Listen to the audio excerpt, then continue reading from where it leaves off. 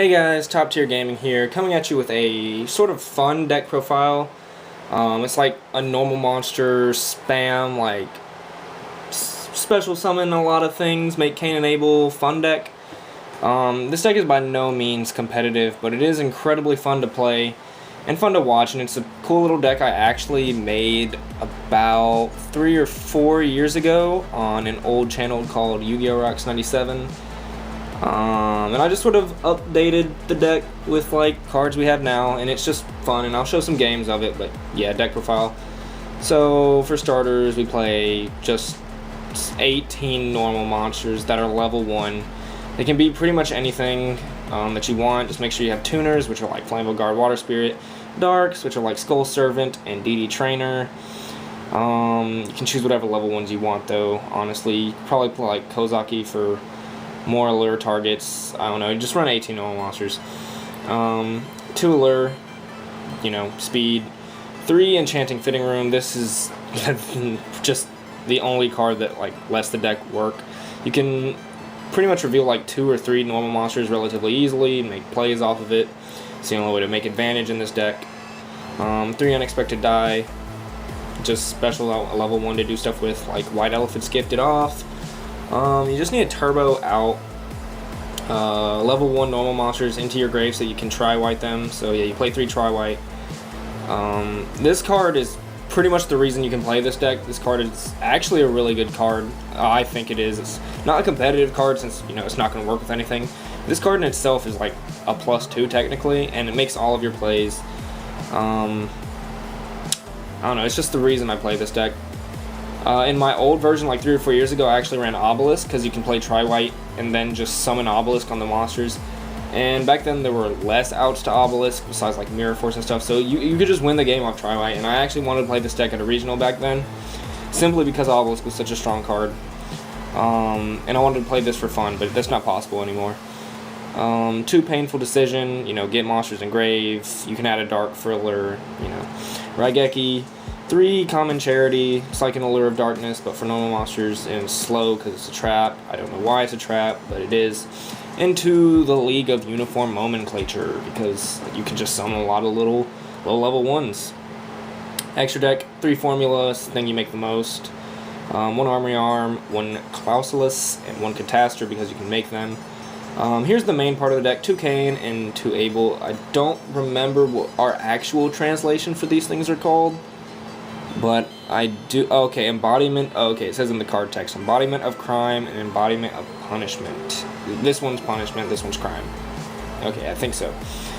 But yeah, this is pretty much how you win against any real deck. You can actually like play these and actually beat meta decks, surprisingly, if the stars align. But this is the main win condition. 1 Galaxy Queen. This card was actually good back then with Obelisk because you could just win with it, but I still play it. 1 Gold Rat, 1 Slacker. Lionheart is the other option to punishment and crime. You can just make this and win with it. And a Duel Hand because it's the only like out.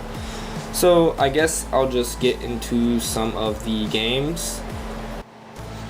Alright guys, into the games. The first one is No Monsters versus Fortune Ladies. You don't know what you're going to find on Dev Pro at 2 a.m. in the morning is all I have to say. So I am sort of glad I'm not playing against anything meta, so that I can just sort of showcase how the deck works without being destroyed.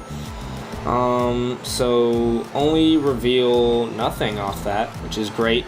But those 4 cards were amazing, so if I'd only common charitied first, things may have been a little bit faster. This is one of the longer games because I needed a little bit of setup. But once that happens, I can special summon one of the Water Spirit, tribute them off to draw cards, get tri-white going, make Cain and Abel. And from here on out, I just sort of need him to summon monsters, and he does. Surprisingly, I guess he didn't know what Cain and Abel do, or punishment and crime. My hand's really strong-ish. I can make a lot of Cain and Abel and draw with White Elephant's Gift. It's a decent hand, and what I'm pretty much going to do, since is I'm just going to reveal 3 normal monsters off this, which is probably as strong as it gets with that. If I'd build a 4th, I don't actually know if they would be summoned or not, because I wouldn't have room. But now I can make Lionheart, because he's obviously playing the defense game. But at the end of his main phase, I'm going to activate that, and he's just going to lose, because he has to attack. Game 2 is against a very random assortment of 50 cards, I assume. I don't know if he's playing Draft on Dev Pro or not, but he's not playing anything in particular. And he DD Crows me here, and it actually hurt me, and I was surprised. Or it was not exactly surprised, but I was bewildered that he played a DD Crow, and it actually affected me. Because it's just slower for me to get the Tri-White out. Revealing 2 off Enchanting Fitting Room is quite nice, because I'm able to instantly Tri-White, which is good, and I make Crime and Punishment. And now I just need him to summon things, and he can run into me. Yep. And there he goes, he's starting to do damage to himself, which is great, and he realizes how the outcome's going to be and he scoops. In the 3rd game, I play against Jackpot 7, so I had never actually played against this deck or know how it works. It's really gimmicky, really just honestly not the greatest win condition. It seems more like a fun deck, I guess, if we're going to play it to troll people. But, yep, there's me spamming my field first turn. It's a pretty decent ending field for this deck. Both of his Cup of Aces hit heads, which is ridiculous, and he's able to get his combo off. But in his hand is the last Jackpot 7, and he didn't activate it. So he couldn't win because I guess he didn't realize that, and I win simply because he didn't activate that card, and I'm happy about that since he's playing Troll.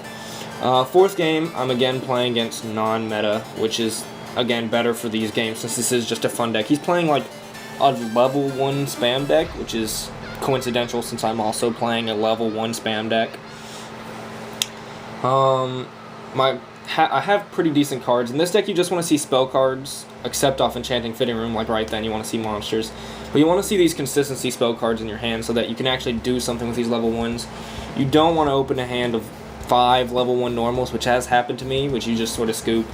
Again, this is just a fun deck you would want to play at locals or something, not competitively.